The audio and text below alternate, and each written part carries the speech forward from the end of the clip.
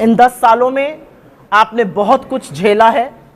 इन 10 सालों में आपने करप्शन झेला, इन 10 सालों में आपने बेरोजगारी झेली, इन 10 सालों में आपने महिला असुरक्षा झेली, इन 10 सालों में आपने महंगी बिजली, महंगा पानी, बिजली की कटौती, बहुत सारी चीजें झेली। करप्शन के चार्जेस हमने नहीं लगाए हैं।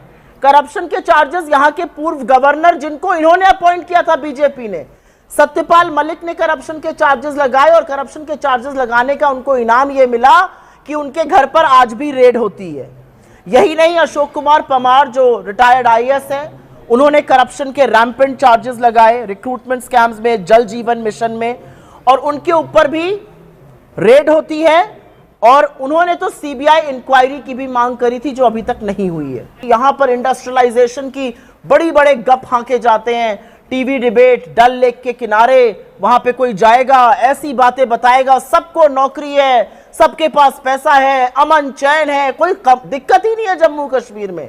पैसे में लोग डूबे हुए हैं, समझ ही भी नहीं आ रहा अपने पैसे का क्या करें। 2024 में हम विश्वगुरु बनेंगे, हम वॉर रुकवाएंगे, लेकिन हम अपने ही देश के 4400 गवर्नमेंट स्कूल बंद करेंगे। असलियत यह है कि एनरोलमेंट लगातार घटा है यहां पर। असलियत यह भी है कि नंबर ऑफ टीचर्स जो 1,04,184 होते थे, वो घटकर करीब 98,000 रह गए अब। असलियत यह है कि स्किलिंग सेंटर्स नहीं है यहां पर, और इन सब चीजों के चलते जम्मू कश्मीर को बुरी तरह से पिछाड़ा गया है। सरकार को बने 98 दिन हुए हैं, 98 days since Mr. Modi was sworn in as the Prime Minister of this country। मैं 98 दिन की बात करती हूं, मैं 2019 की बात ही नहीं करती हूं, मैं 2014 से बात ही नहीं करती हूं, मैं उन 225 सैनिकों की बात ही नहीं करूंगी जो शहीद हो गए और आप शांति का झुंझुना बजाते रहे। 25 आतंकी हमले हुए हैं, जिसमें 21 हमारे जांबाज शहीद हुए हैं, 28 हमारे सैनिक घायल हुए हैं। और यही नहीं, जम्मू कश्मीर के 15 नागरिक की इन आतंकी हमलों में मौत हुई है और 47 से ज्यादा घायल हुए हैं। इसका जवाब कौन देगा? मैं श्रद्धांजलि देना चाहती हूं उन 2 वीर सैनिकों की जिनकी कल शाम को आतंकी हमले में हत्या हुई, वो शहीद हुए, और यहां पर इसके बारे में कोई बात नहीं करता है। और मेरा अपना मानना है, प्रधानमंत्री नरेंद्र मोदी छोटी छोटी बातों पे ट्वीट करते हैं, दुनिया का मैप लेकर बैठते हैं और कहते हैं ये देश आज मैंने डिस्कवर किया है, अब मैनू यहां जाना है। ये असलियत है।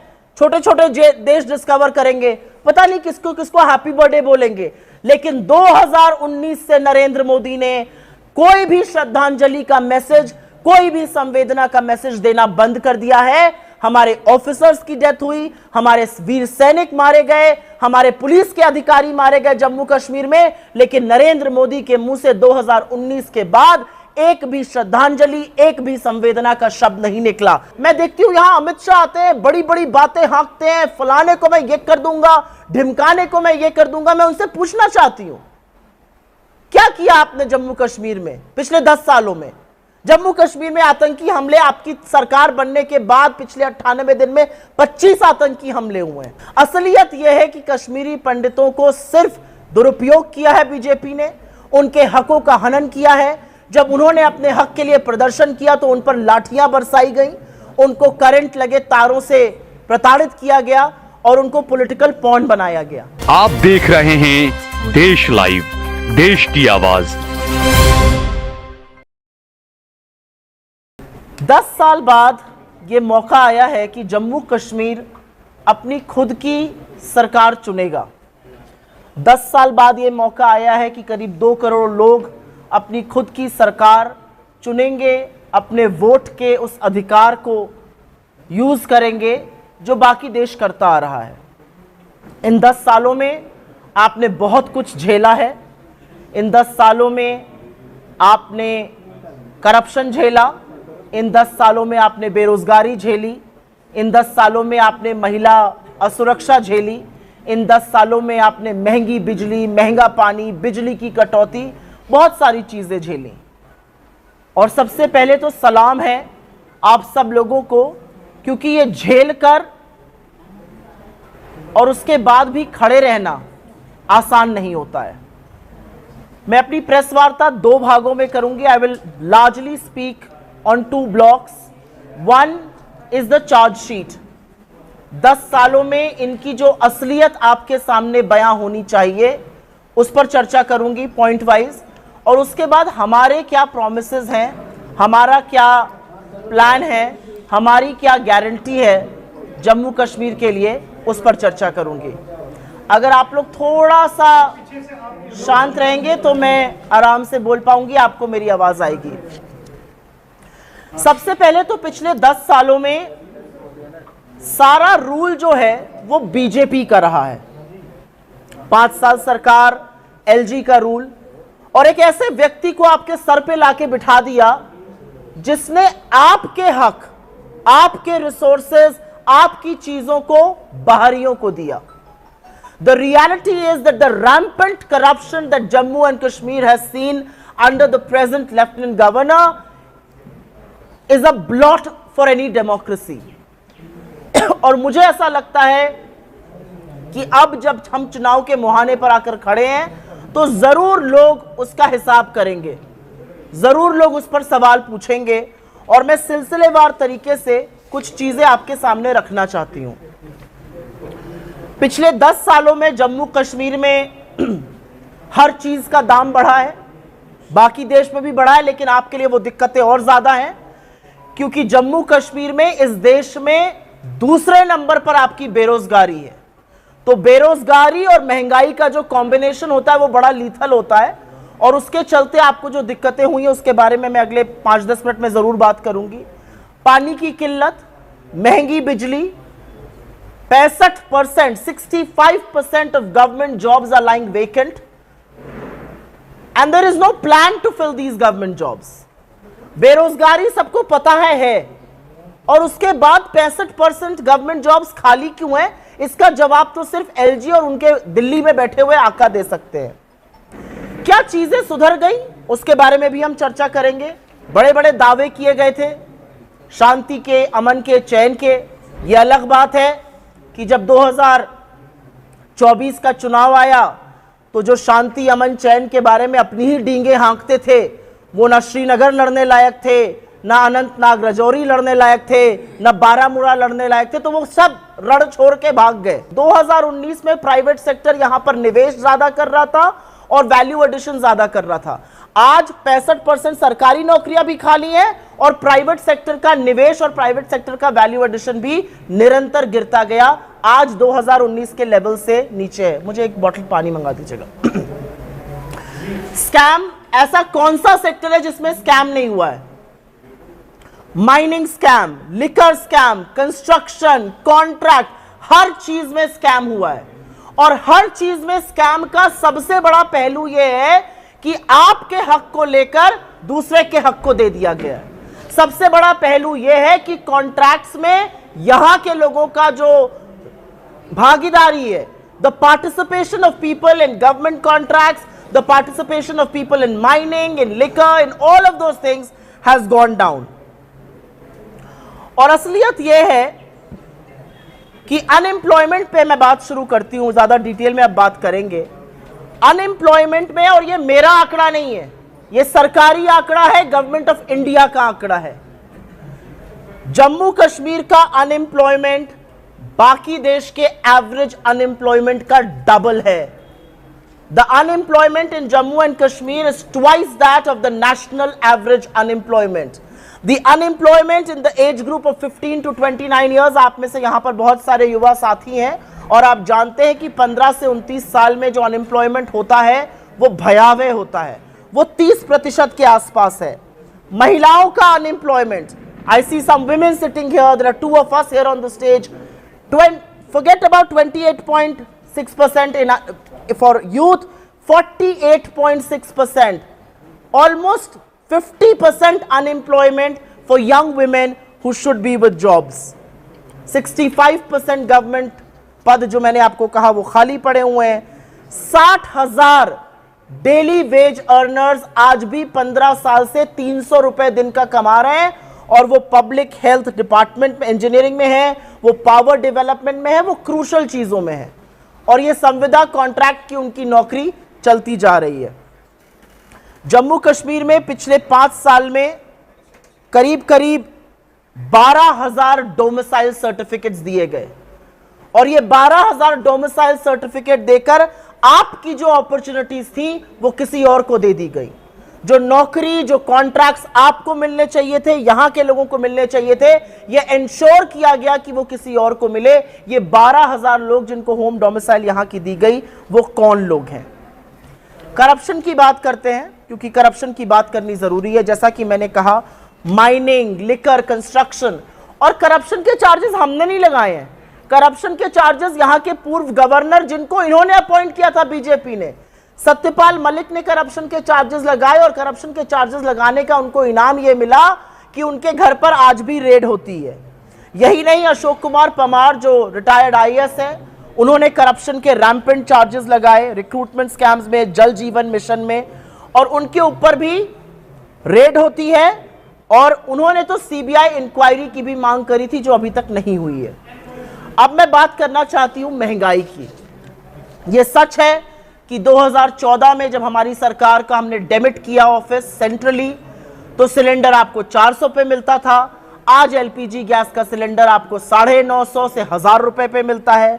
यह सच है कि जो पेट्रोल आपको 71 रुपीज पे मिलता था, उसकी भी सेंचुरी लगा दी मोदी साहब ने। जो डीजल आपको 55 में मिलता था, वो 90 के आसपास है। सरसों का तेल, मोदी जी से अगर एम्प्लॉयमेंट की बात करो तो बड़े उससे कहते हैं पकौड़ा तलना भी एम्प्लॉयमेंट है। एलपीजी महंगी कर दिया आपने, सरसों का तेल 90 पर था, 220 पर ले आए। और यह भी सच है कि आपने आटे दही पर भी जीएसटी लगा दिया। यह असलियत है। और जिस महंगाई से यह पूरा देश गुजर रहा है, उस महंगाई से जम्मू कश्मीर भी अछूता नहीं रहा है। यहां पर जो डी इंडस्ट्रियलाइजेशन हुआ, उसके बारे में चर्चा करनी जरूरी है। 2021 में न्यू इंडस्ट्रियल पॉलिसी, एक बड़े ताम झाम ताशे बाशे with a lot of publicity, blitzkrieg, there was a new industrial policy that was rolled out in 2021. The reality of that new industrial policy is that only 3% of investments have materialized on the ground, and 40% of the projects under PM's development package of 2015 remain absolutely unreal. They have been pending for almost 10 years now. ये मैं एक बार फिर से repeat करूंगी क्योंकि यहां पर industrialisation की बड़े गप हांके जाते हैं। टीवी डिबेट, डल लेक के किनारे, वहां पे कोई जाएगा, ऐसी बातें बताएगा, सबको नौकरी है, सबके पास पैसा है, अमन चैन है, कोई दिक्कत ही नहीं है जम्मू कश्मीर में। पैसे में लोग डूबे हुए हैं, समझ ही भी नहीं आ रहा अपने पैसे का क्या करें।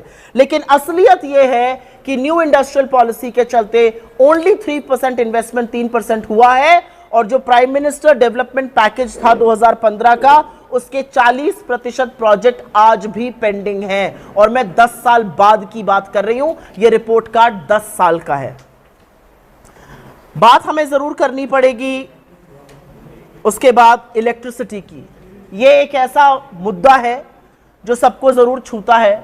और जब मैं टीवी पर देख रही थी, डल लेक के किनारे बड़ा सा सीरीन सेट लगा हुआ है, साहबजादियां आके बोल रहे हैं, वहां पर लोगों को नेशन वांट्स टू नो को बताया जा रहा है क्या क्या हो रहा है, तो मुझे लगा था बड़ा कमाल होगा। असलियत यह है कि जम्मू कश्मीर ने इस तरह की इलेक्ट्रिसिटी शॉर्टेज कभी नहीं देखी है। मैं कश्मीर वैली से शुरू करूंगी।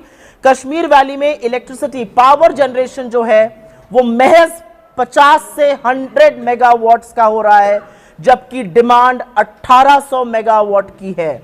और उसके चलते करीब करीब 70 लाख लोगों की जिंदगी पर, उनके कामकाज पर, उनकी प्रोडक्टिविटी पर इसका असर पड़ रहा है। असलियत यह है कि 12-12, 16-16 घंटे के पावर कट्स हमने देखे हैं। यहां पर जम्मू में जो पावर डेवलपमेंट कॉरपोरेशन है, उसने भ्रष्टाचार का एक नया आयाम रच दिया है।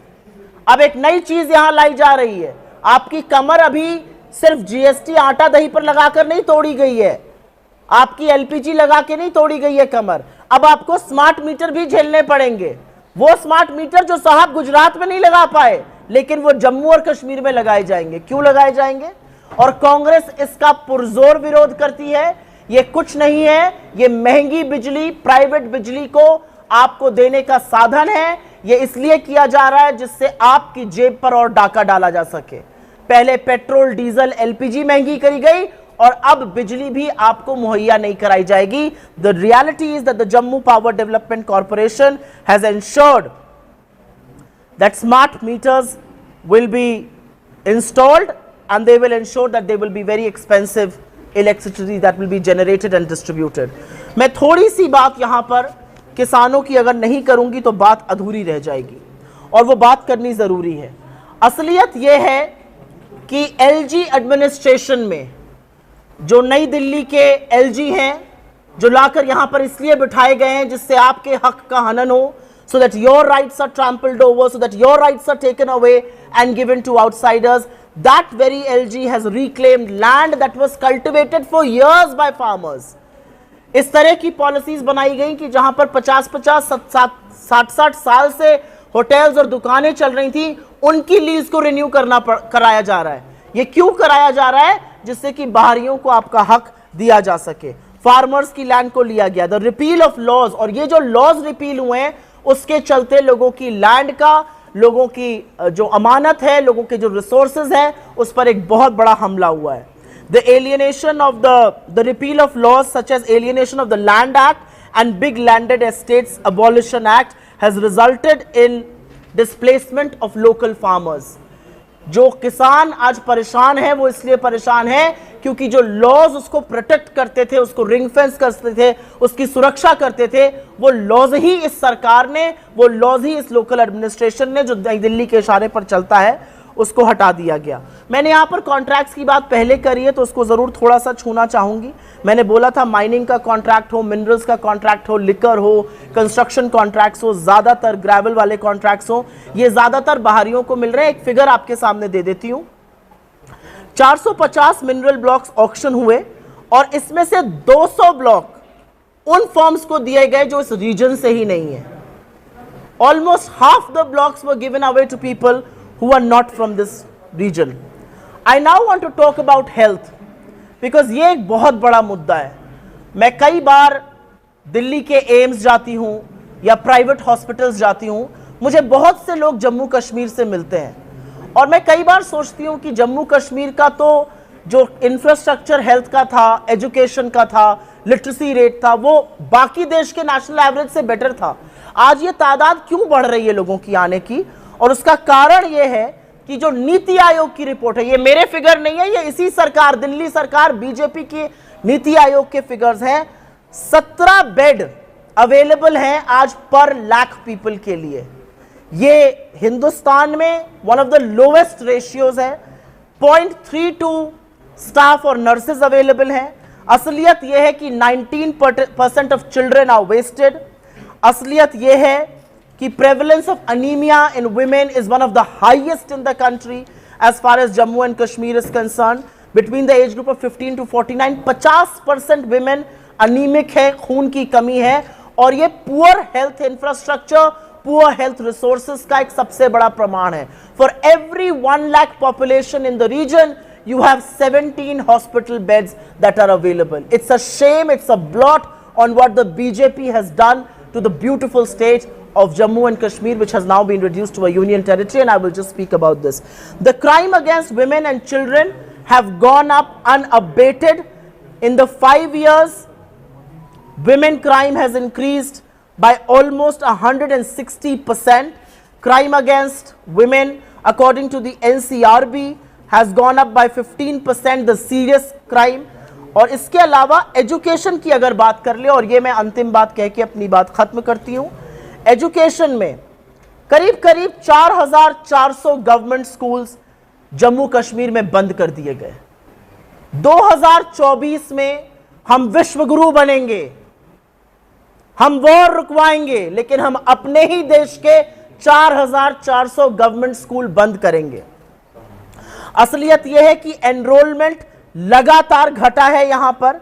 असलियत यह भी है कि नंबर ऑफ टीचर्स जो 1,04,184 होते थे वो घटकर करीब करीब 98,000 रह गए हैं अब।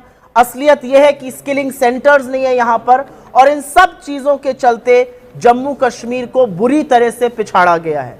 और इसी के चलते whether it's the abuse of drugs or whether it is the mental health crisis in Jammu and Kashmir, it has gone up unabashedly. Mental health is a crisis all over the world, in our country. लेकिन जम्मू कश्मीर में जिस तरह से डर का, alienation का, जिस तरह से एक अलगाववाद का माहौल बनाया गया और जिस तरह से अशांति को पे कंट्रोल नहीं हुआ, उसमें बहुत कुछ हुआ है। मैं दो बातें यहां पर कहना चाहती हूं उससे पहले कि मैं अपने प्रोमिसेस की बात करूं। बहुत बड़ी बड़ी बातें कही गई थी। कहा गया था कि 2019 के बाद जम्मू कश्मीर में सब शांति बहाल हो जाएगी। सरकार को बने 98 दिन हुए हैं, 98 days since Mr. Modi was sworn in as the Prime Minister of this country।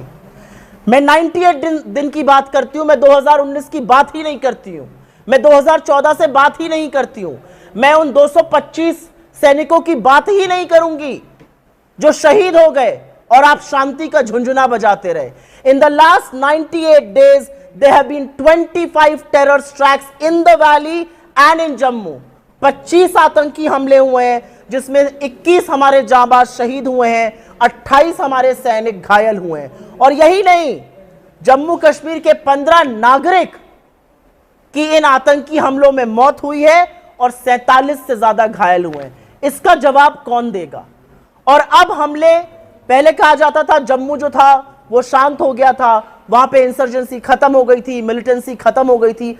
आज फिर से जम्मू के डोडा में, जम्मू के रायसी में, जम्मू के इलाकों में फिर से हमले हो रहे हैं। मैं श्रद्धांजलि देना चाहती हूं उन दो वीर सैनिकों की जिनकी कल शाम को आतंकी हमले में हत्या हुई, वो शहीद हुए।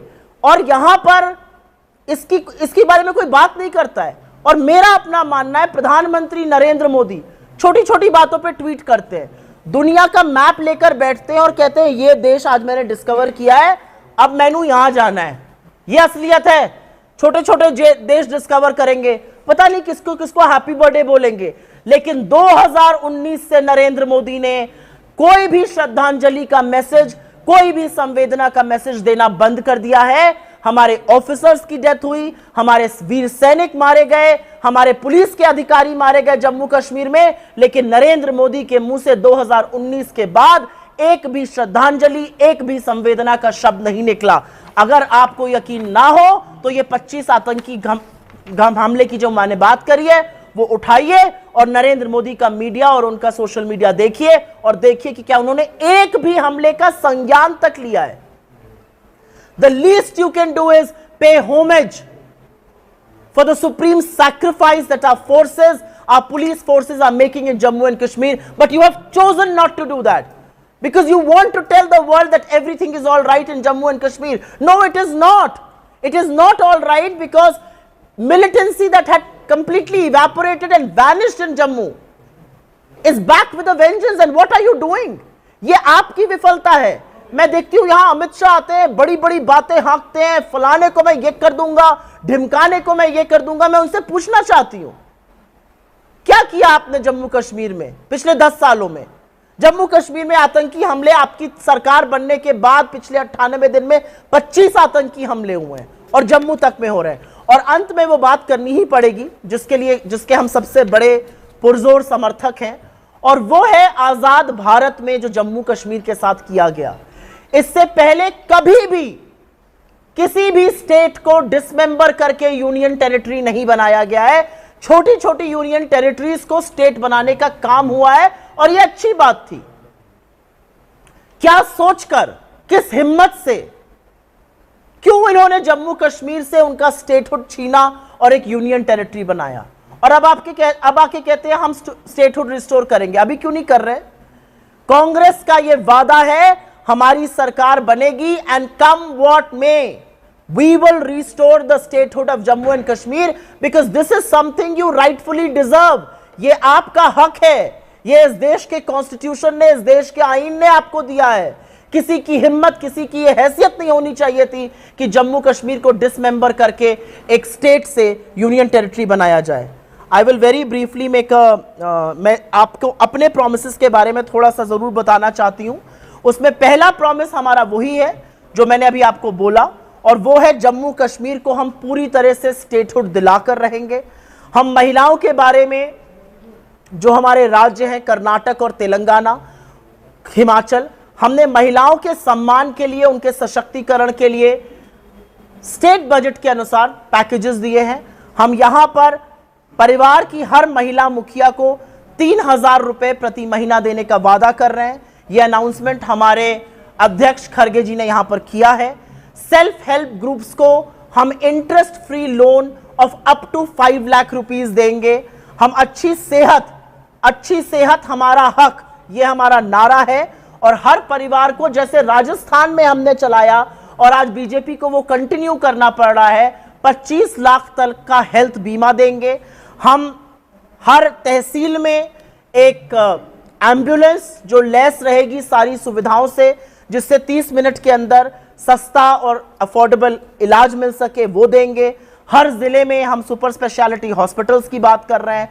हम कश्मीरी पंडितों को उनका हक देंगे और मनमोहन सिंह जी का जो पॉलिसी थी, जो उनका प्लान था, जो उनकी योजना थी, उसके इंप्लीमेंटेशन से देंगे। असलियत यह है कि कश्मीरी पंडितों को सिर्फ दुरुपयोग किया है बीजेपी ने, उनके हकों का हनन किया है।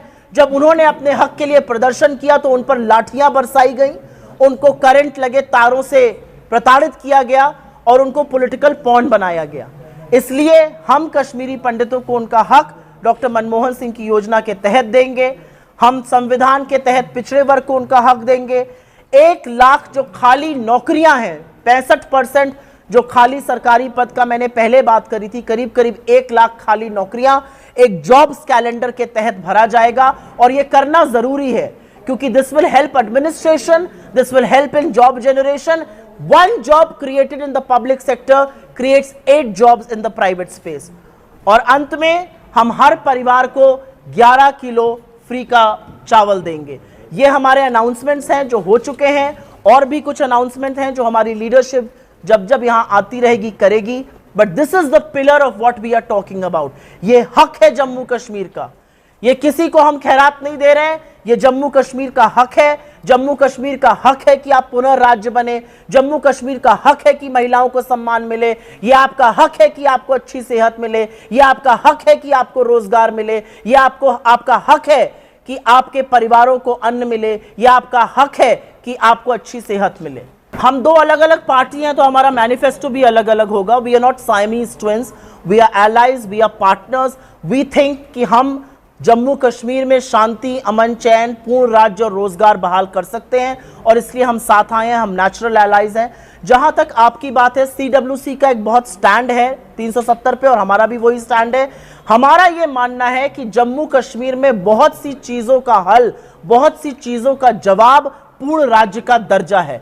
वो मिलेगा तो बहुत सारी बातें की जा सकती हैं। मेरा अपना मानना है कि बीजेपी ने जम्मू कश्मीर को बर्बाद करने के लिए कोई भी पैतरा खाली नहीं छोड़ा है। मेरा अपना मानना है कि यहां पर चुनाव निष्पक्ष होना जरूरी है। यहां की जनता बदलाव चाहती है, यहां की जनता कांग्रेस और एनसी की अलायंस को चुनना चाहती है। मेरा अपना मानना है बीजेपी ऐसे पैतरे बहुत जगह करती है, इंडिपेंडेंट्स को खड़ा करना, अपनी बी टीम्स को खड़ा करना, उनको सशक्त बनाना, ये पैतरे जनता देखती है। मुझे I have absolute faith in the innate wisdom of our people. जो 400 पार की बात करते थे, उसको इस देश की जनता ने 240 पर लाकर खड़ा कर दिया और बैसाखियों का सहारा उनको लेना पड़ रहा है। I have complete faith in the voters of Jammu and Kashmir कि यहां पर जरूर वो समझेंगे, देखेंगे कि कौन उनके हक की और कौन इस जम्मू कश्मीर के हक की बात कर रहा है।